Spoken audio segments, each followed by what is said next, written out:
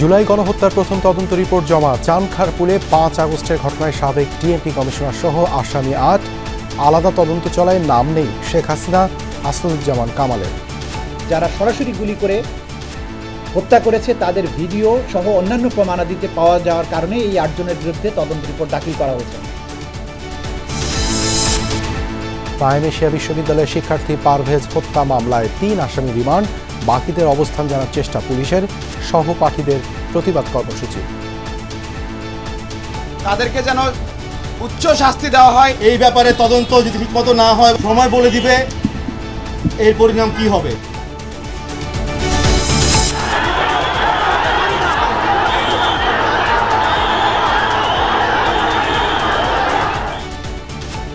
আট দফা দাবিতে কৃষি সম্প্রসারণ অধিদপ্তর অবরোধ। ডিপ্লোমা শিক্ষার্থীদের। শেরেবাংলা বিশ্ববিদ্যালয়ের ছাত্রদের পাল্টা অবস্থানে উত্তেজনা। কাতার সফরে যাচ্ছেন ডক্টর ইউনূস। ট্যুরিস্ট ভিসা চালুর পাশাপাশি নির্ধারিত সময়ের আগে এলএনজি সরবরাহের অনুরোধ জানাবে ঢাকা। শ্রমিকের আইনি সুরক্ষা চেয়ে প্রধান উপদেষ্টার কাছে রিপোর্ট জমা দিল শ্রম সংস্কার কমিশন। ন্যূনতম মজুরি নির্ধারণের সুপারিশ। সবার জন্য উন্মুক্ত হচ্ছে রেলওয়ের হাসপাতালগুলো। শিগগিরই ২,০০০ চিকিৎসক নিয়োগ জানালেন উপদেষ্টা। ক্যাথলিক খ্রিস্টানদের প্রধান ধর্মগুরু পোপ ফ্রান্সিসের প্রয়াণে বিশ্বজুড়ে শোক। বরাবরই আওয়াজ তুলেছেন নিপীড়িত বঞ্চিত মানুষের পক্ষে।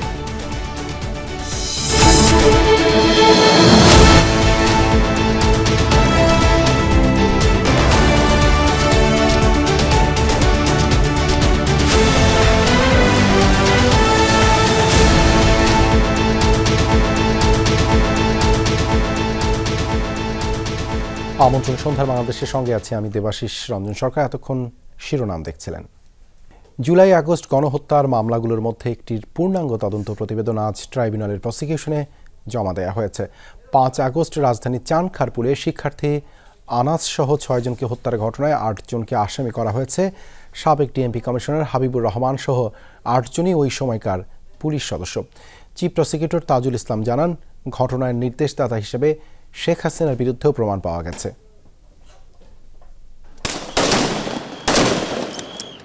আন্দোলনে উত্তাল সারা দেশ। রাজধানীর চানখারপুল এলাকায়ও ছাত্র জনতার প্রতিরোধ। পুলিশের অতিরিক্ত বল প্রয়োগ, মারণাস্ত্রের রণক্ষেত্র পুরো এলাকা। মুহুর্মুহু গুলিতে ঝরতে থাকে তাজা প্রাণ। ৫ আগস্ট শেখ হাসিনার পালিয়ে যাওয়ার দিনও চানখারপুলে পুলিশের ৩টি বুলেটবিদ্ধ হয়ে প্রাণ যায় ১০ম শ্রেণীর ছাত্র শাহরিয়ার খান আনাসের। বুকে ২টি আর মাথায় বিদ্ধ হয় একটি গুলি। ১ জুলাই থেকে ৫ আগস্ট পর্যন্ত চানখারপুলে প্রাণ যায় শেখ মাহাদি হাসান জুনায়েদ, ইয়াকুব, রাকিব হাওলাদার, ইসমামুল হক এবং মানিক মিয়া শাহরিকেরও। প্রাণঘাতী অস্ত্র ব্যবহার করে হত্যার অভিযোগ ওঠে পুলিশের বিরুদ্ধে। ৬ জনকে হত্যার ঘটনায় ৬ মাস ১৩ দিন তদন্ত শেষে ৯০ পৃষ্ঠার প্রতিবেদন দিল তদন্ত সংস্থা। এতে অভিযুক্ত করা হয়েছে সাবেক ডিএমপি কমিশনার হাবিবুর রহমান সহ ৮ পুলিশ সদস্যকে। বলা হয়, পলাতক ডিএমপি কমিশনার সহ অন্য আসামিদের সরাসরি তত্ত্বাবধান, সরাসরি অংশগ্রহণ, নির্দেশ এবং সহযোগিতায় সংগঠিত হয় এই মানবতা বিরোধী অপরাধ। ৮ জনের বিরুদ্ধে তদন্তে তাদের বিরুদ্ধে সম্পৃক্ততার প্রমাণ, কমান্ড রেসপন্সিবিলিটি দুটো মিলিয়ে যারা সিনিয়র অফিসার তাদের নির্দেশ এবং যারা সরাসরি গুলি করে হত্যা করেছে তাদের ভিডিও সহ অন্যান্য প্রমাণাদিতে পাওয়া যাওয়ার কারণে এই ৮ জনের বিরুদ্ধে তদন্ত রিপোর্ট দাখিল করা হয়েছে। তদন্ত প্রতিবেদনে যুক্ত করা হয়েছে দালিলিক তথ্য প্রমাণ। এছাড়া আছে ৭৯ জন সাক্ষীর জবানবন্দি, ১৯টি ভিডিও ক্লিপ, ১১টি পত্রিকার রিপোর্ট এবং ২টি অডিও কল। এই হত্যাকাণ্ডের নির্দেশদাতা হিসেবে শেখ হাসিনা, সাবেক স্বরাষ্ট্রমন্ত্রী আসাদুজ্জামান খান কামাল, বিভিন্ন বাহিনীর ঊর্ধ্বতন কর্মকর্তাদের জড়িত থাকার প্রমাণ মিলেছে। তবে শেখ হাসিনা সহ সুপিরিয়র কমান্ডাররা জুলাই আগস্টে সারা দেশে হত্যাকাণ্ডের ঘটনায় যুক্ত থাকায় তাদের বিরুদ্ধে আলাদাভাবে তদন্ত চালাচ্ছে ট্রাইব্যুনালের তদন্ত সংস্থা। এই তদন্ত রিপোর্টে প্রধানমন্ত্রী হাসিনা, স্বরাষ্ট্রমন্ত্রী এবং পুলিশের আইজিপি এদের বিরুদ্ধেও অপরাধের সম্পৃক্ততার তথ্য এসেছে। কিন্তু যেহেতু তাদের বিরুদ্ধে আলাদাভাবে তদন্ত চলমান আছে এবং সম্মিলিতভাবে তাদের বিরুদ্ধে একটাই চার্জশিট দেওয়া হবে, সেই কারণে এই চার্জশিটে তাদেরকে বিচারের জন্য উপস্থিত করানো হয়নি। তাদের জন্য আলাদাভাবে তদন্ত রিপোর্ট আসবে এবং তাদের বিরুদ্ধে সেইভাবে ফর্মাল চার্জ দাখিল করা হবে। তবে এই মামলার মধ্যেও তাদের সম্পৃক্ততার তথ্য এবং প্রমাণাদি উঠে এসেছে। মামলার ৮ আসামির মধ্যে গ্রেফতার আছেন ৪ জন। মামলার কার্যক্রম শুরুর পর পলাতক আসামিরা আত্মসমর্পণ না করলে রাষ্ট্র তাদের জন্য আইনজীবী নিয়োগ করবে বলে জানান চিফ প্রসিকিউটর। তদন্ত রিপোর্ট যথারীতি আবারও জমা হবে। Tanvir Mousum, Jamuna News, Dhaka. Prime Asia বিশ্ববিদ্যালয়ের শিক্ষার্থী জাহিদুল ইসলাম পারভেজ হত্যায় গ্রেপ্তার ৩ জনকে ৭ দিন করে রিমান্ড দিয়েছেন আদালত। এদিকে এই হত্যাকাণ্ডে ছাত্রদল দুষছে বৈষম্য বিরোধী ছাত্র নেতাদের। পারভেজকে নিজেদের কর্মী জানিয়ে আগামী ৪৮ ঘন্টার মধ্যে বৈষম্য বিরোধী দুজনকে গ্রেপ্তার করা না হলে কঠোর আন্দোলনে যাওয়ার ঘোষণা ছাত্রদলের। এ ঘটনায় ৫ সদস্যের কমিটি করেছে বিশ্ববিদ্যালয়ের প্রশাসন। তদন্ত কমিটি করেছে অভিযুক্ত ২ নারী শিক্ষার্থীর প্রতিষ্ঠান স্কলার্স বিশ্ববিদ্যালয়।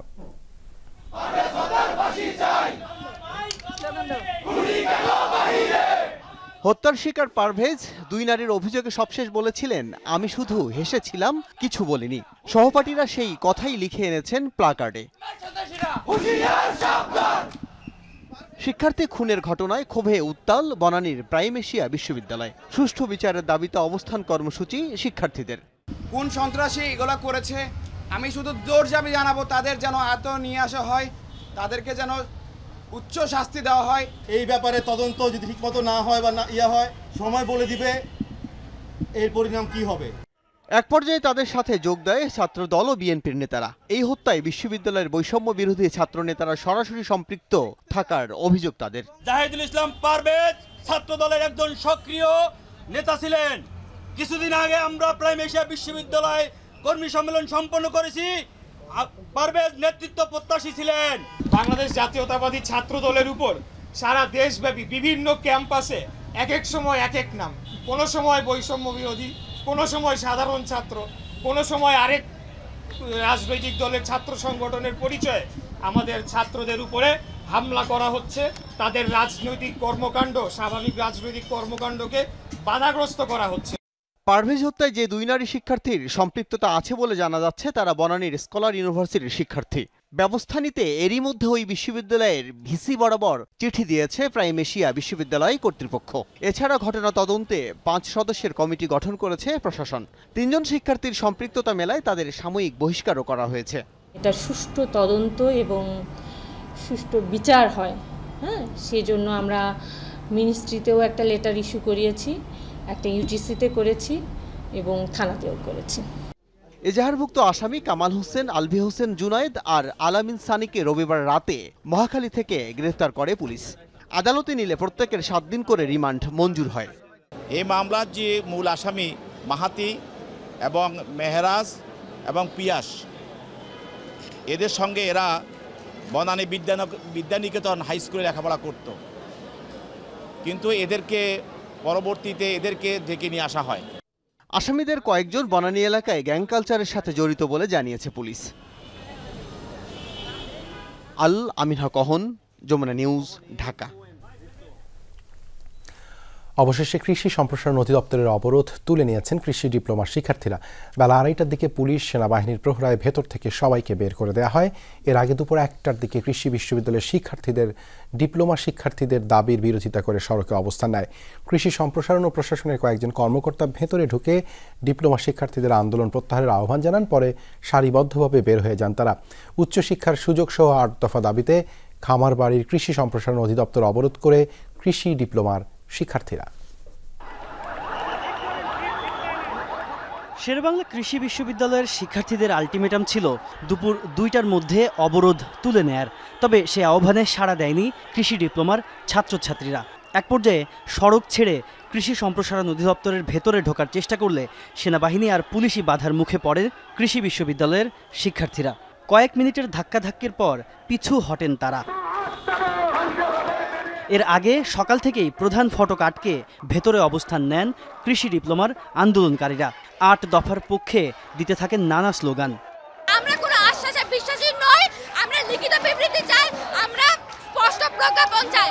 কিছুদিন আগেও তারা আমাদেরকে একটা রেজুলেশন লেটার দিয়েছে, সেটাও তারা আমাদেরকে প্রতিবারের মতো চুপ করাতে চেয়েছে। দেশের 5টি কৃষি বিশ্ববিদ্যালয় আছে, তারপরেও সেখানে আমাদের কোনো সিট সংখ্যা নেই। দেন আমাদের কোনো স্বতন্ত্র বিশ্ববিদ্যালয় নেই, যার জন্য আমাদের প্রাইভেটে পড়াশোনা করতে হয়। ডিপ্লোমা শিক্ষার্থীদের অবরোধের ফলে এদিন ভেতরে প্রবেশ করতে পারেননি কৃষি সম্প্রসারণের কোনো কর্মকর্তা কর্মচারী। এমনকি বন্ধ ছিল ভেতরের 2 ব্যাংকের কার্যক্রমও। বেলা 1টার দিকে গেটের বাইরে অবস্থান নেন কৃষি বিশ্ববিদ্যালয়ের শিক্ষার্থীরা। ডিপ্লোমা শিক্ষার্থীদের উত্থাপন করা দাবিকে অযৌক্তিক উল্লেখ করে উল্টো 5 দফা পেশ করে তারা। কাজ যাচ্ছে, তারা 10ম গ্রেড থেকে পদোন্নতি করে 9ম গ্রেডে যাবে। গেজেটের মাধ্যমে তারা পদোন্নতি যাচ্ছে, কিন্তু যে আসলে যে কোয়ালিফিকেশন লাগে, যে একাডেমিক ক্যারিয়ার লাগে, তার কোনো কিছুই তাদের নাই। দুপুরে পরিস্থিতি উত্তপ্ত হলে 2 পক্ষের সাথে সমঝোতার চেষ্টা করেন আইন শৃঙ্খলা বাহিনীর সদস্য ও কৃষি সম্প্রসারণের কর্মকর্তারা। অবশেষে বেলা 2:30টার দিকে অবরোধ তুলে নিতে সম্মত হন কৃষি ডিপ্লোমার শিক্ষার্থীরা। এ সময় সেনা সদস্য ও পুলিশের পাহারায় সারিবদ্ধভাবে বেরিয়ে যান তারা। কৃষি সম্প্রসারণ অধিদপ্তরের মহাপরিচালক বলছেন, ডিপ্লোমা শিক্ষার্থীদের বেশিরভাগ দাবির বিষয়ে সরকার ইতিবাচক। মঙ্গলবার থেকেই শিক্ষার্থীরা ক্লাসে ফিরবে বলে আশাবাদ তার। আগেও সিদ্ধান্ত ছিল, এগুলি বাস্তবায়ন হবে কিছু কিছু সময়ের ব্যাপার। আর তারা আগামীকাল থেকে ক্লাসে অ্যাটেন্ড করবে, মন্ত্রণালয় থেকে এই বিষয়ে একটা প্রেস রিলিজ জারি করবে। তবে শিগগিরই পরবর্তী কর্মসূচি সম্পর্কে জানানোর কথা জানিয়েছেন কৃষি ডিপ্লোমার শিক্ষার্থীরা। তাজনুর ইসলাম, যমুনা নিউজ, ঢাকা।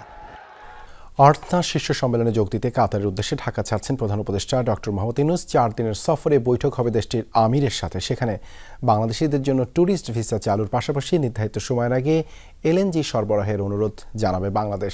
সেই সাথে কাতারে জনশক্তি রপ্তানি বৃদ্ধির বিষয়েও আলোচনা করবে ঢাকা।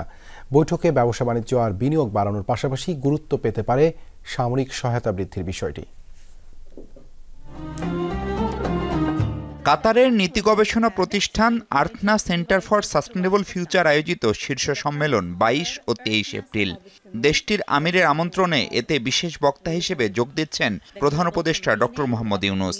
সম্মেলনের সাইডলাইনে তেল সমৃদ্ধ কাতারের আমির শেখ তামিম বিন হামাদ আল থানির সাথে বৈঠক হতে পারে ডক্টর ইউনূসের। সেই বৈঠকের আলোচ্য নিয়ে যাওয়ার আগে বিস্তারিত জানাতে চাননি পররাষ্ট্র উপদেষ্টা। আমাদের প্রায়োরিটি হচ্ছে তাদের সর্বোচ্চ পর্যায়ে আমাদের একটা দেখা সাক্ষাৎ, প্লাস ওখানে আমাদের যেই সমস্যা যেগুলি আছে এই ভিসা ইত্যাদি নিয়ে আমরা চেষ্টা করব সেগুলি সমাধান করতে। বাংলাদেশের অন্যতম বড় জনশক্তি রপ্তানি গন্তব্য কাতার, সেই শ্রমবাজার যাতে কোনোভাবেই সংকুচিত না হয় তা নিয়ে কথা হবে শীর্ষ বৈঠকে। গুরুত্বপূর্ণ ব্যক্তি যারা নাকি শ্রমবাজারের সাথে সংশ্লিষ্ট, তাদের সাথে কথা বলার সময় আমরা উনি অবশ্যই শ্রমবাজারের বিষয়টা তুলবেন। আমাদের যে স্কিলড সেমি স্কিলড যারা আছে তারা কয়েকটা সেক্টরেই আসে, ওই সেক্টর ছাড়া অন্যান্য সেক্টরেও যাতে তারা যেতে পারে সেটার বিষয়ে হয়তো উনি কথা বলবেন। ইউরোপগামী বাংলাদেশিদের পছন্দের ট্রানজিট দোহা, যদিও ভিসা বন্ধ থাকায় বাংলাদেশি পর্যটকরা ঘুরতে পারেন না মধ্যপ্রাচ্যের দেশ কাতার, তাই আলোচনায় উঠতে পারে এই প্রসঙ্গটি। ভিজিটর ভিসাটা এখন বন্ধ আছে, সেটার বিষয়ে উনি ইনশাআল্লাহ হয়তো অনুরোধ করবেন। ওই ভিজিটর ভিসাটাও যদি তারা সহজ করে তাহলে হয়তো বাংলাদেশ থেকে কিছু লোক, বিশেষ করে যারা নাকি ইউরোপ আমেরিকায় যায়, ট্রানজিট থাকে এখানে, তারা একদিন হয়তো কাতারে বেরিয়ে যেতে পারে, যেটা নাকি কাতারের জন্য লাভজনক হবে। জ্বালানি সংকট কাটাতে কাতার থেকে এলএনজি আমদানি করে বাংলাদেশ। প্রতি বছর আরও 15 লাখ টন এলএনজি আনতে 2024 সালে চুক্তি সই করে পেট্রোবাংলা। 26 সালের জানুয়ারি থেকে সেই গ্যাস পাওয়ার কথা। সংকট কাটাতে সেই গ্যাস আরও আগে আমদানি করতে চায় ঢাকা। গত সরকারের সময় 2টা চুক্তি স্বাক্ষরিত হয়েছিল, এর মধ্যে একটার মাধ্যমে আমরা অলরেডি পাচ্ছি, আর একটা 2026 সালের জানুয়ারি থেকে পাবো। আমরা রিকোয়েস্ট করব যে 26 সালের জানুয়ারির আগেও যদি আমরা কিছু পেতে পারি সেটা আমাদের জন্য সুবিধা হবে, আমাদের সরকারের জন্য।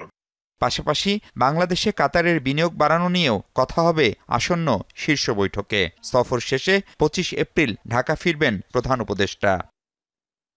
মাহফুজ মিশু, যমুনা নিউজ, ঢাকা। 25 দফা সুপারিশ জমা দিয়েছে শ্রম সংস্কার কমিশন। এতে কাজ ও পেশার স্বীকৃতি, মজুরি ও ন্যায্য হিস্যা, সামাজিক নিরাপত্তা, শিশু শ্রম সহ 8টি বিষয়ে বেশি গুরুত্ব দেওয়া হয়েছে। দুপুরে প্রধান উপদেষ্টা ডক্টর মোহাম্মদ ইউনূসের কাছে প্রতিবেদন জমা দেওয়া হয়। প্রতিবেদনে সকল শ্রমিকের আইনি সুরক্ষা নিশ্চিত করার তাগিদ দেওয়া হয়। দেশের জনসংখ্যার বড় একটি অংশ শ্রমিক, তবে বাংলাদেশ সৃষ্টির 54 বছরেও নিশ্চিত করা যায়নি শ্রমিকের অধিকার। বিচার হয়নি বহু নিপীড়ন ও বৈষম্যের। রাষ্ট্রীয় অতিথি ভবন যমুনায় অন্তর্বর্তী সরকারের প্রধান উপদেষ্টার কাছে প্রতিবেদন জমা দেয় শ্রম বিষয়ক সংস্কার কমিশন। শ্রম সংস্কার কমিশনের রিপোর্ট নিয়ে শ্রম ভবনে বিকেলে সংবাদ সম্মেলন করেন সুলতান উদ্দিন আহমেদ। জানান, শ্রমিকদের সমস্যা চিহ্নিত করে 25 দফা সুপারিশ করা হয়েছে, যেখানে কাজ ও পেশার স্বীকৃতি, মজুরি ও ন্যায্য হিস্সা, সামাজিক নিরাপত্তা, শিশু শ্রম সহ 8টি পয়েন্ট সবচেয়ে বেশি গুরুত্ব পেয়েছে। বাংলাদেশের শ্রম আইন এবং বাস্তবায়ন কাঠামো এমনভাবে সাজাতে হবে যাতে প্রাতিষ্ঠানিক, অপ্রাতিষ্ঠানিক, কৃষক, স্বনিয়োজিত শ্রমিকদের কয়েকটি মৌলিক অধিকারের নিশ্চয়তা থাকে।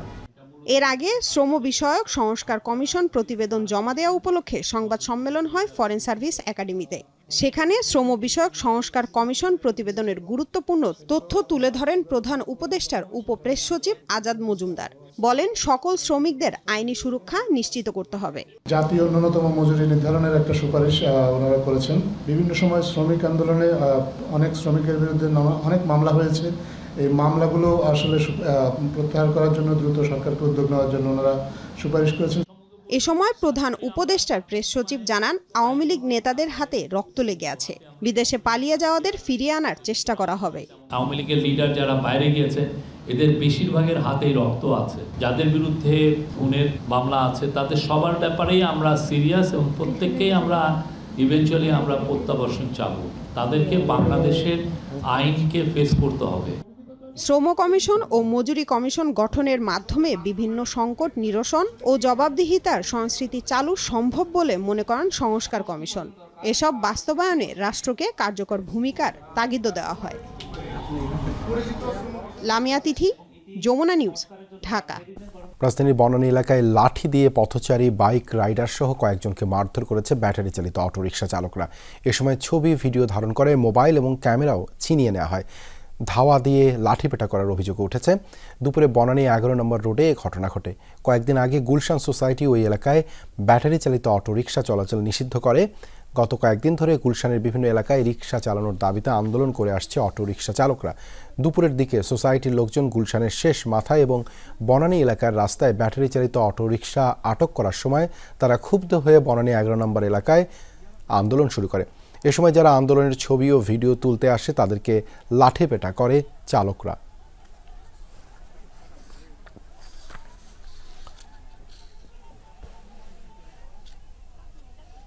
ঢাকা, চট্টগ্রাম সহ সরকারি হাসপাতালে আসনের অভাবে রোগীদের থাকতে হয় বারান্দার মেঝেতে। অথচ সারা দেশে রেলের 10 হাসপাতালে আসন অনেকটাই ফাঁকা থাকে। এক্ষেত্রে সমন্বয় করতে চুক্তি করেছে, সমঝোতা স্মারক স্বাক্ষর করেছে রেল ও স্বাস্থ্য মন্ত্রণালয়।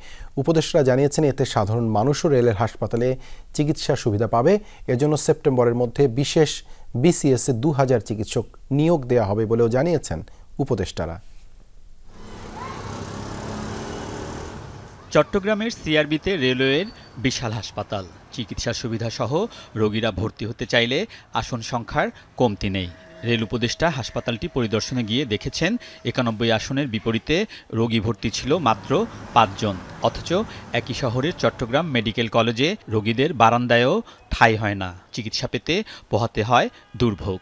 চট্টগ্রাম মেডিকেল কলেজে রোগীর স্থান সংকুলান হয় না, মানে ফ্লোরে থাকতে হয়, তারপরে আবার রোগীকে ফ্লোরে থাকার জন্য লোক জায়গা দিতে পারে। অন্যদিকে রেলওয়ে যে হাসপাতাল আছে সেটা একটা 92 বেডের হাসপাতাল, কিন্তু ওখানে 5 জন রোগী আছে, তারপরে হচ্ছে 3 জন আর 4 জন ডাক্তার আছে। তো এইটা তো একটা মানে সম্পদের অপচয় হচ্ছে। ঢাকা মেডিকেল ওর একই অবস্থা, এখানে 2600 বেডের জায়গায় মানুষ থাকে 5000-এর মতো। তো কাজেই ওভারফ্লো করছে। যখন এগুলিকে যদি আমরা আমাদের একটা কাঠামোর মধ্যে নিয়ে আসতে পারি তাহলে রোগী কিছু ডিস্ট্রিবিউশন হয়ে যাবে। রেল ও স্বাস্থ্য মন্ত্রণালয় জানিয়েছে, সারা দেশে রেলের 10টি হাসপাতালে শয্যা সংখ্যা 431, এর অর্ধেকও ব্যবহার হয় না। এসব হাসপাতাল সাধারণের চিকিৎসায় কাজে লাগাতে চায় সরকার। এজন্য রেল ও স্বাস্থ্য মন্ত্রণালয় সমঝোতা স্মারক সই করেছে। এইগুলো ছিল সম্পূর্ণভাবে সুনির্দিষ্টভাবে রেলওয়ের কর্মচারী তাদের এমপ্লয়ীদের জন্য। এখন থেকে এটা উন্মুক্ত হয়ে যাচ্ছে সর্বসাধারণের জন্য। আগে এগুলো শুধুমাত্র রেলের লোক ছাড়া কেউ গেলে ওখানে চিকিৎসা সেবা পেত না, তো এখন আমরা প্রাথমিকভাবে সেটাকে উন্মুক্ত করে দিচ্ছি।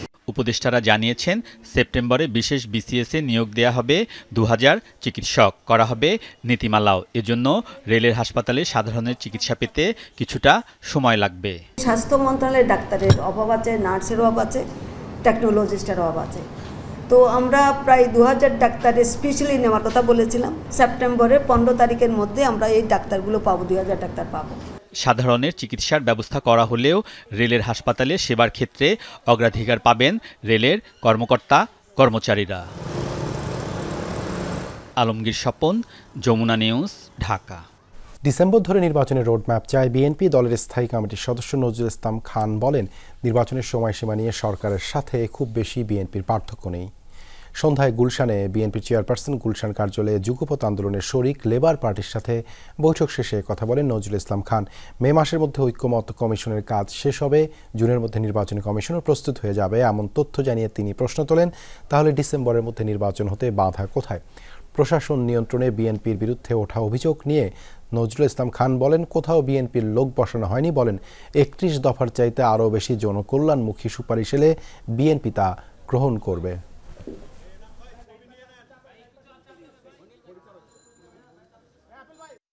প্রয়োজনীয় সংস্কার শেষে নির্বাচন অনুষ্ঠানের জন্য ডিসেম্বরের বেশি অপেক্ষা করার কোনো কারণ আমরা দেখি না। কাজেই এ ব্যাপারে যদি কেউ অন্য মত পোষণ করে তাহলে তাদেরকে যুক্তি দিয়ে বলতে হবে যে কেন এর চেয়ে বেশি সময় দরকার। আগামী 15 দিনের মধ্যে আইন তৈরি করে আওয়ামী লীগকে নিষিদ্ধের দাবি জানিয়েছে জাতীয় নাগরিক পার্টি এনসিপি। বিকেলে রাজধানী মোহাম্মদপুরে আওয়ামী লীগের রাজনৈতিক কার্যক্রম নিষিদ্ধ, সংস্কার ও গণপরিষদ নির্বাচনের দাবিতে আয়োজিত বিক্ষোভ মিছিল ও সমাবেশে এই দাবি করেন এনসিপি নেতারা। বিএনপিকে উদ্দেশ্য করে এনসিপি নেতাদের অভিযোগ, ইনিয়ে বিনিয়ে দলটি আওয়ামী লীগের পক্ষ নেয়ার চেষ্টা করছে। এমন হলে এনসিপি বিএনপির বিপক্ষেও রাস্তায় নামতে বাধ্য হবে। বিএনপি চলমান সংস্কারের পক্ষেও বাধা হয়ে দাঁড়িয়েছে অভিযোগ এনসিপি নেতাদের। সংক্ষিপ্ত সমাবেশ শেষে একটি বিক্ষোভ মিছিল মোহাম্মদপুরের বিভিন্ন সড়ক প্রদক্ষিণ করে। নির্বিচারে পাখির মতো গুলি করে হত্যা করেছে, যেমনি ভাবে পুড়িয়ে মেরেছে, সেই হত্যাকাণ্ড আমরা দেখেছিলাম জার্মানির নাৎসি পার্টি করতে। মামলা হয়েছে, সেই মামলাগুলো অনুযায়ী এখন পর্যন্ত আওয়ামী লীগের দোষরদের এখন পর্যন্ত গ্রেফতার করা হচ্ছে না। আমরা হুঁশিয়ারি করে বলছি, আগামী 15 দিনের মধ্যে যদি আইন তৈরি করে আওয়ামী লীগকে নিষিদ্ধ করে না হয়, তাহলে এই গণ অভ্যুত্থানকারী বাংলাদেশের সমস্ত মানুষকে সাথে নিয়ে আমরা রাজপথে দুর্বার প্রতিরোধ আন্দোলন গড়ে তুলব। ফ্যাসিস্ট সরকারের দোষীদের বিচার এবং প্রয়োজনীয় সংস্কার দৃশ্যমান হওয়ার আগ পর্যন্ত নির্বাচনে যেতে রাজি নয় খেলাফতে মজলিস। এছাড়া সংবিধানের বহুত্ববাদ শব্দটি বাদ দেওয়ার পক্ষে মত দিয়েছে দলটি। এদিকে নতুন সংবিধান প্রণয়নে সংবিধান সভা নির্বাচনের দাবি জানিয়েছে জাতীয় গণফ্রন্ট। জাতীয় ঐক্যমত্য কমিশনের সাথে বৈঠক শেষে গণমাধ্যমের কাছে নিজেদের দাবিসমূহ তুলে ধরেন খেলাফতে মজলিস ও জাতীয় গণফ্রন্টের প্রতিনিধিরা। ঐকমত্য কমিশনের সাথে খেলাফতে মজলিসের বৈঠক। সিনিয়র নায়েবে আমির মাওলানা ইউসুফ আশরাফের নেতৃত্বে যোগ দেয় 3 সদস্যের প্রতিনিধি দল। বৈঠক শেষে দলটির মহাসচিব জালাল উদ্দিন জানান, সংবিধানের মূল নীতি থেকে বহুত্ববাদের পরিবর্তে বহুমত ব্যবহার, স্থানীয় সরকারকে শক্তিশালী করার প্রস্তাব দিয়েছে তার দল। 166টি সুপারিশের মধ্যে 147টিতে একমত, 4টিতে আংশিক একমত তারা। অন্যদিকে প্রাদেশিক সরকার সহ 15 বিষয়ে আপত্তি আছে তাদের। এই মুহূর্তে দ্রুত নির্বাচন করতে গেলে একটা সুষ্ঠু নির্বাচন করা সম্ভব নয়। এজন্য আমাদের দলের পক্ষ থেকে দাবি হলো যে প্রয়োজনীয় সংস্কার এবং এই পতিতদের বিচার ব্যবস্থা দৃশ্যমান একটা অবস্থায় পৌঁছার পরে জাতীয় নির্বাচন করা। বিকেলে ঐকমত্য কমিশনের সাথে আলোচনায় বসে জাতীয় গণফ্রন্ট। 132 প্রস্তাবের সাথে একমত এবং 34টির সাথে দ্বিমত পোষণ করেছে দলটি। দ্বিকক্ষ এবং প্রাদেশিক সরকার ব্যবস্থার সাথে একমত নয় তারা। বর্তমান সংবিধানকে যথার্থ মনে করছে না। জাতীয় পরিষদ এবং প্রাদেশিক পরিষদের সদস্য তাদের 72 সালের সংবিধান তারা যেভাবে রচনা করেছে আমরা সেটা যথার্থ মনে করি না। ওই সংবিধানের কোনো সংস্কার করার কিছু আছে বলে আমরা মনে করি নাই। আমরা বলেছি সংবিধান সভার নির্বাচন দিতে হবে এবং নতুন সংবিধান রচনা হবে। বৈঠক শুরুর আগে জাতীয় ঐকমত্য কমিশনের সহসভাপতি অধ্যাপক আলী রিয়াজ বলেন, কমিশনের প্রধান লক্ষ্য বাংলাদেশে ফ্যাসিবাদের পুনরুত্থান রোধ করা। এই সংস্কার কমিশনগুলোর উদ্দেশ্য হচ্ছে বাংলাদেশে এমন একটা ব্যবস্থা তৈরি করা যাতে করে বাংলাদেশে পুনরায় কোনো অবস্থাতেই একটি ফ্যাসিবাদী শাসন প্রতিষ্ঠিত হতে না পারে। পাশাপাশি যেন জনগণের অধিকার প্রতিষ্ঠিত হয়, জনগণ যেন বুঝতে পারেন যে তাদের যে অধিকার সেটা সুরক্ষিত আছে। দ্বিমত থাকা সত্ত্বেও রাজনৈতিক দলগুলো দেশের স্বার্থে একমত হবে আশা প্রকাশ করেন কমিশনের সহসভাপতি ডক্টর আলী রিয়াজ। লাভলি বিথি, যমুনা নিউজ, ঢাকা। যারা আগে সংস্কার ও স্থানীয় সরকার নির্বাচন চায় তারা দেশের বিরুদ্ধে চক্রান্তে লিপ্ত বলে মন্তব্য করেছেন বিএনপির ভাইস চেয়ারম্যান জয়নুল আবেদিন। দুপুরে সুপ্রিম কোর্ট প্রাঙ্গণে ফ্যাসিস্ট বিচারপতিদের অপসারণের দাবিতে আয়োজিত আইনজীবী সমাবেশে মন্তব্য করেন তিনি। বলেন, দেশে বর্তমানে ক্রান্তিকাল চলছে, এ সময় গণতন্ত্রের সঠিক চর্চা অব্যাহত রাখতে বিচার বিভাগ সুষ্ঠুভাবে চালানোর বিকল্প নেই। এ সময় আইনজীবীদের মূল্যায়ন করারও গণতান্ত্রিক রোড ম্যাপ দেওয়ার আহ্বান জানান বিএনপির এই নেতা। বলেন, শুধু আশ্বাসে দেশের মানুষের কণ্ঠ থামানো যাবে না। গণতন্ত্র বাস্তবায়িত হওয়ার আগ পর্যন্ত বিএনপি মাঠে থাকবে। যত ফ্যাসিস্ট এখনও বহাল তবিয়তে আছে তাদের খুঁজে বের করে বিচার নিশ্চিতেরও দাবি জানান তিনি। নির্বাচন যেদিনই দেন না কেন একটি গণতান্ত্রিক রোড ম্যাপ দেন, যে রোড ম্যাপ ধরে এদেশের জনগণ হাঁটবে, এদেশের মানুষ হাঁটবে, এদেশের আইনজীবীরা হাঁটবে, দীর্ঘদিন যারা আন্দোলন করেছে তারা হাঁটবে। তাই রোড ম্যাপ না দিয়ে শুধু আশ্বাসে কোনো অবস্থাতেই আপনারা এদেশের মানুষের মনকে এবং এদেশের মানুষের কণ্ঠকে থামাতে পারবেন না।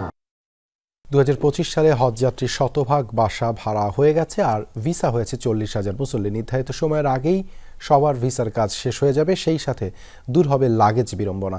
হজের সেবার মান বৃদ্ধি নিয়ে সৌদি আরবের প্রতিনিধি দলের সঙ্গে বৈঠক শেষে ব্রিফিংয়ে এসব কথা জানান ধর্ম মন্ত্রণালয়ের অতিরিক্ত সচিব মতিউল ইসলাম।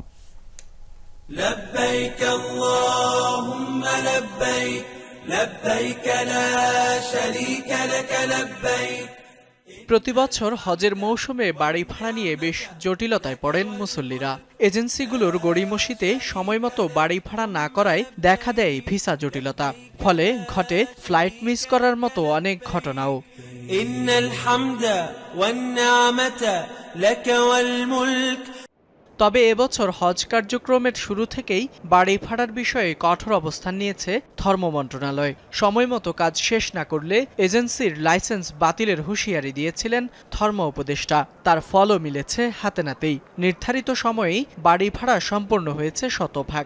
ইতিমধ্যে ভিসাও হয়েছে 40,000 হজযাত্রীর। ভিসার প্রোগ্রেস ইনশাআল্লাহ অনেক ভালো। ভিসা ইতিমধ্যে প্রায় 40,000 মতো ভিসা হয়ে গেছে। সকালে হজের সেবার মান বৃদ্ধি নিয়ে সৌদি আরবের প্রতিনিধি দলের সঙ্গে বৈঠক করেন। পরে বৈঠকের বিষয়ে কথা বলেন ধর্ম মন্ত্রণালয়ের অতিরিক্ত সচিব। আর বাড়ি ভাড়া না হলে কেউ ভিসার আবেদন করতে পারে না। তো বাড়ি ভাড়া আমরা আজকে সকালে ফাইনাল নিউজ পেয়েছি যে আমাদের 100% হজযাত্রীর বাড়ি ভাড়া সম্পন্ন হয়েছে। আমরা বলছি যে মক্কা এবং মদিনায় অন্তত দুইটা ড্রপিং পয়েন্ট যাতে তারা দেয়, তো তাকে আমরা বলেছি উনি চেষ্টা করবেন। গেল বছরও হজযাত্রীদের লাগেজ নিয়ে পোহাতে হয়েছিল ভোগান্তি। এবার সেই বিড়ম্বনাও থাকবে না বলে জানালেন তিনি। বললেন, লাগেজ ডেলিভারির জন্য 2টি ড্রপিং পয়েন্ট ঠিক করা হয়েছে। হজ ক্যাম্পে হবে বাংলাদেশ সংসদ ইমিগ্রেশন, বোর্ডিং এবং চেক ইন আমাদের হজ ক্যাম্প থেকে হবে, এবং সৌদি আরবের প্রি অ্যারাইভালটা শাহজালাল ইন্টারন্যাশনাল এয়ারপোর্ট থেকে হবে। চলতি বছরও রোড টু মক্কার অধীনেই হজের কার্যক্রম পরিচালিত হবে। বাংলাদেশ অংশের ইমিগ্রেশন হজ ক্যাম্পে আর সৌদি অংশের ইমিগ্রেশন হবে শাহজালাল বিমানবন্দরে। ফয়সাল মাহমুদ, যমুনা নিউজ, ঢাকা।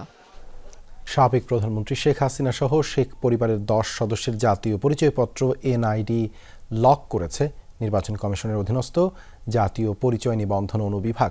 তারা হলেন শেখ হাসিনা, সচিব আহমেদ ওয়াজেদ, সাইমা ওয়াজেদ পুতুল, শেখ রেহানা, টিউলিপ সিদ্দিক, আজমিনা সিদ্দিক, শাহিন সিদ্দিক, বুরশা সিদ্দিক, রাদওয়ান মুজিব সিদ্দিক ও তারিক আহমেদ সিদ্দিক। গত 16 ফেব্রুয়ারিতে এক চিঠির মাধ্যমে তালিকাভুক্ত এই 10 জনের এনআইডি লক করা হয়। চিঠিটি সোমবার প্রকাশ পায়। এনআইডি লকের অর্থ হলো এর তথ্য যাচাই, সংশোধন বা পরিবর্তন করা সম্ভব নয়। লক করা এনআইডি কার্যত আর ব্যবহার করা যায় না। অর্থ পাচারের অভিযোগে ক্রিকেটার ও আওয়ামী লীগের সাবেক সংসদ সদস্য সাকিব আল হাসানের বিরুদ্ধে অনুসন্ধানে নেমেছে দুদক। সম্পদ পাচারের খোঁজে গঠন করা হয়েছে 2 সদস্যের কমিটি। এদিকে চেতনা বাস্তবায়নের নামে 3 বছরে 200 কোটি টাকার প্রকল্প ও লুটপাটের খোঁজে মুক্তিযুদ্ধ মন্ত্রণালয়ের অভিযান চালিয়েছে দুদক। আসুন দুর্নীতি প্রতিরোধ করি এবং সবাই মিলে সোনার বাংলা গড়ে তুলি। ক্রিকেট দল থেকে বাদ পড়ার আগে সাকিব আল হাসান ছিলেন বাংলাদেশ ক্রিকেটের পোস্টার বয়, ছিলেন দুদকের দুর্নীতি বিরোধী শুভেচ্ছা দূত। তবে ক্রিকেটার থেকে সংসদ সদস্য বনে যাওয়া সেই সাকিবই আওয়ামী লীগ সরকারের পতনের পর এখন দুদকের জালে। অবৈধ সম্পদ। আওয়ামী লীগের সাবেক এই সংসদ সদস্যের বিরুদ্ধে দুদকের অভিযোগ, যুক্তরাষ্ট্র, দুবাই সহ বিভিন্ন দেশে অর্থ পাচার, শেয়ার বাজার কেলেঙ্কারির। এসব অভিযোগ খতিয়ে দেখতে গঠন করেছে 2 সদস্যের কমিটি। এদিকে মুক্তিযুদ্ধের চেতনা ও বঙ্গবন্ধুর আদর্শ বাস্তবায়নের নামে 3 বছরে 200 কোটি টাকার প্রকল্পে লুটপাটের অভিযোগ খতিয়ে দেখছে দুদক। এ নিয়ে মুক্তিযুদ্ধ মন্ত্রণালয়ে অভিযান চালিয়েছে দুদকের টিম। এক্ষেত্রে প্রকল্পের নামে সভা সেমিনার করা, দলীয় এজেন্ডা বাস্তবায়ন, অখ্যাত ব্যক্তিদের দিয়ে সিনেমা বানানো সহ টেন্ডারে অনিয়মের অভিযোগ মন্ত্রণালয়ের বিরুদ্ধে। বীরের কণ্ঠে বীরগাথা এই প্রকল্পের টেন্ডার ডকুমেন্টগুলো চেয়েছি, সেইগুলো যাচাই বাছাই করবো যে আসলে এখানে টেন্ডার প্রক্রিয়ায় অনিয়ম ছিল কিনা, যে এখানে কিভাবে কোন প্রতিষ্ঠানকে সিলেক্ট করা হয়েছে। আমরা এর বাইরেও কিছু অন্যান্য যেই প্রকল্পগুলো ছিল সেই প্রকল্পের রেকর্ডপত্র চেয়েছি। অনিয়ম ও দুর্নীতির অভিযোগের কারণে এরই মধ্যে মুক্তিযুদ্ধ মন্ত্রণালয়ের বেশ কিছু প্রকল্প স্থগিত করা হয়েছে। রাজীব আহমেদ, যমুনা নিউজ, ঢাকা। খাগড়াছড়িতে অপহৃত 5 শিক্ষার্থী সহ 6 জনকে উদ্ধারের সাঁড়াশি অভিযান চালিয়েছে যৌথ বাহিনী। তাদের কাউকে পাওয়া না গেলেও অভিযানে দুর্গম পাহাড়ে ইউপিডিএফ সন্ত্রাসীদের গোপন আস্তানার সন্ধান মিলেছে। আস্তানায় পাওয়া যায় গুলি, চাঁদা আদায়ের রসিদ, ল্যাপটপ, মোবাইল, সামরিক ইউনিফর্ম সহ প্রশিক্ষণ সরঞ্জাম উদ্ধার করা হয়। 5 বিশ্ববিদ্যালয় শিক্ষার্থী সহ 6 জনের সন্ধানে ভোরে খাগড়াছড়ির ভাইবোন ছড়ার পূর্ণ কারবারি পাড়ায় গহীন অরণ্যে সাঁড়াশি অভিযান চালায় যৌথ বাহিনী। ভোর 5টা থেকে সকাল 11:30 পর্যন্ত চলে অভিযান। অভিযানে 6 জনের কাউকেই পাওয়া যায়নি, তবে ইউপিডিএফ প্রসিদ এর গোপন আস্তানার সন্ধান মেলে। আস্তানায় পাওয়া যায় ইউনিফর্ম, গুলি, laptop, walkie talkie, mobile phone, microphone, camera, printer, সেলাই মেশিন, তাঁবু, চাঁদার রসিদ সহ বিভিন্ন সরঞ্জাম। দুর্গম এই পাহাড়ে আস্তানা গড়ে তোলা সন্ত্রাসীরা অভিযান টের পেয়ে পালিয়ে যায়। একটা ঘাঁটি পাইছিলাম, সেখানে অনেক পাইছি তাদের সরঞ্জাম, পোশাক আশাক, ওয়াকিটকি, আমরা আমাদের যে কাঙ্ক্ষিত সেগুলো পাই না। আমরা চেষ্টা করে যাচ্ছি এবং রেগুলার অভিযান চলতেছে। আস্তানার আলামত দেখে যৌথ বাহিনীর কর্মকর্তাদের ধারণা এটি দীর্ঘদিন আগে গড়ে তোলা। এখান থেকে চাঁদাবাজি, অপহরণ, সন্ত্রাসসহ নানা অপকর্ম হতো। এদের দৌরাত্মে স্থানীয়রা অতিষ্ঠ হলেও ভয়ে মুখ খুলতে নারাজ। কারা ছিল এখানে? কারা জিনিসগুলো না কি কার এই যে অবস্থাগুলো দেখলাম যে হচ্ছে অনেকগুলো কাপড় চোপড় সেনাবাহিনীর লোকরা উদ্ধার করছে। কখন থেকে আনছে, কোন দিকে আনছে আমি জানি না। স্যার কাজ করে, আমি বাড়িতে কখন থেকে আনছে জিনিসপত্র আমি তো জানি না স্যার। এর আগে গেল 16 এপ্রিল গিরিফুল এলাকা থেকে অপহরণের শিকার হয় চট্টগ্রাম বিশ্ববিদ্যালয়ের 5 শিক্ষার্থী সহ 6 জন। আল আমিন শিকদার, যমুনা নিউজ। ভ্যাটিকানে 900 বছরের রীতি ভেঙে পোপ ফ্রান্সিসকে সমাহিত করা হবে রোমে। সীমিত করা হবে শেষ বিদায়ের আনুষ্ঠানিকতাও। পোপ ফ্রান্সিসের ইচ্ছা অনুযায়ী এমনটিই করা হবে বলে জানিয়েছে ভ্যাটিকান। সোমবার ভ্যাটিকান সিটিতে স্থানীয় সময় সকাল 7:35 মৃত্যু হয় বিশ্বের ক্যাথলিক খ্রিস্টানদের প্রধান ধর্মগুরু পোপ ফ্রান্সিসের। তার মৃত্যুতে শোক জানিয়েছেন বিশ্ব নেতা ও খ্যাতিমান ব্যক্তিরা।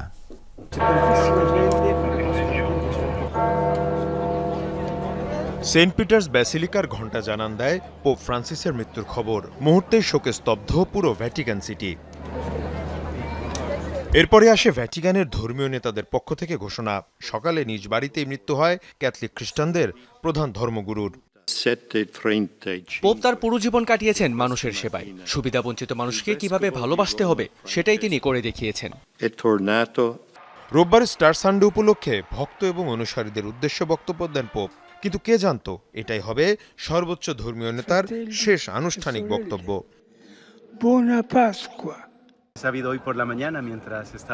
তিনি দীর্ঘদিন ধরে অসুস্থ ছিলেন, কিন্তু তবুও তার চলে যাওয়াটা মেনে নেওয়া কঠিন। পোপের আত্মার শান্তি কামনা করছি।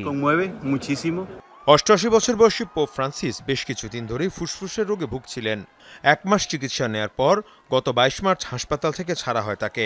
এদিকে 100 বছরের রীতি ভেঙে ভ্যাটিকানের পরিবর্তে পোপ ফ্রান্সিসকে সমাহিত করা হবে রোমে। সীমিত করা হবে শেষ বিদায়ের আনুষ্ঠানিকতাও। পোপ ফ্রান্সিসের ইচ্ছা অনুযায়ী এমনটি করা হবে বলে জানিয়েছে ভ্যাটিকান। ক্যাথলিক খ্রিস্টানদের প্রধান ধর্মগুরুর মৃত্যুতে শোক জানিয়েছেন বিশ্বনেতা ও খ্যাতিমান ব্যক্তিত্বরা। মার্কিন প্রেসিডেন্ট ট্রাম্প, প্রেসিডেন্ট পুতিন থেকে শুরু করে বিভিন্ন দেশের নেতারা শোক জানান পোপের মৃত্যুতে। প্রথম লাতিন আমেরিকান এবং 1000 বছরের একমাত্র নন ইউরোপিয়ান পোপের জন্ম আর্জেন্টিনায় একটি ইতালীয় পরিবারে। বাবা মা নাম রেখেছিলেন হোর্হে মারিও বার্গিলিও। রসায়নে স্নাতকোত্তর হলেও জীবনের শুরুতে নাইট ক্লাবের বাউন্সার হিসেবে কাজ করেন। নানা চড়াই উতরাই পেরিয়ে 1969 সালে ক্যাথলিক পাদ্রী নিযুক্ত হন। দীর্ঘদিন ছিলেন বুয়েন্স আয়ার্সের কার্ডিনাল। ভ্যাটিকানের কঠিন সময়ে আত্মপ্রকাশ করলেও অল্প সময়ে পরিস্থিতি সামলে নেন পোপ। টাইম ম্যাগাজিনের person of the year, people's pope সহ ভূষিত হন নানান বিশেষণে। সাধারণ জীবনযাপন, দরিদ্র অসহায় মানুষের জন্য ভালোবাসা আর সব ধর্মের মানুষের সহাবস্থানে বিশ্বাসের জন্যই বেশি পরিচিতি পান তিনি। রাজনৈতিকভাবে সমান সক্রিয় ছিলেন 266তম পোপ। কিউবা যুক্তরাষ্ট্র সম্পর্কে বরফ গলাতে যেমন উদ্যোগী হয়েছেন, তেমনি মধ্যস্থতা করেন কলম্বিয়া ফার গেরিলাদের সাথেও। ফিলিস্তিনিদের উপর ইসরায়েলের নিপীড়ন বন্ধে শুরু থেকে ছিলেন উচ্চকণ্ঠ। মীর মুশফিকা হাসান, যমুনা নিউজ। 4 দিনের রাষ্ট্রীয় সফরে দিল্লি পৌঁছেছেন মার্কিন ভাইস প্রেসিডেন্ট জেডি ভান্স। সোমবার নয়াদিল্লির পালাম আন্তর্জাতিক বিমানবন্দরে ল্যান্ড করে ভাইস প্রেসিডেন্টকে বহনকারী বিমান। এ সময় তার সাথে ছিলেন ভারতীয় বংশোদ্ভূত স্ত্রী উষা চিলকুরি ভান্স সহ 3 সন্তান। ভারতীয় ঐতিহ্যবাহী পোশাকে দেখা যায় শিশুদের। বিমানবন্দরে উষ্ণ অভ্যর্থনা দেওয়া হয় ভান্স পরিবারকে। প্রথম দিনই ভারতের প্রধানমন্ত্রী নরেন্দ্র মোদীর সাথে সাক্ষাৎ করবেন মার্কিন ভাইস প্রেসিডেন্ট। 2030 সাল নাগাদ ভারত ও যুক্তরাষ্ট্রের দ্বিপাক্ষিক বাণিজ্য দ্বিগুণ বৃদ্ধির প্রত্যাশা দিল্লির। তাই ভান্স মোদি উচ্চ পর্যায়ের বৈঠককে দেখা হচ্ছে অত্যন্ত গুরুত্বপূর্ণ হিসেবে।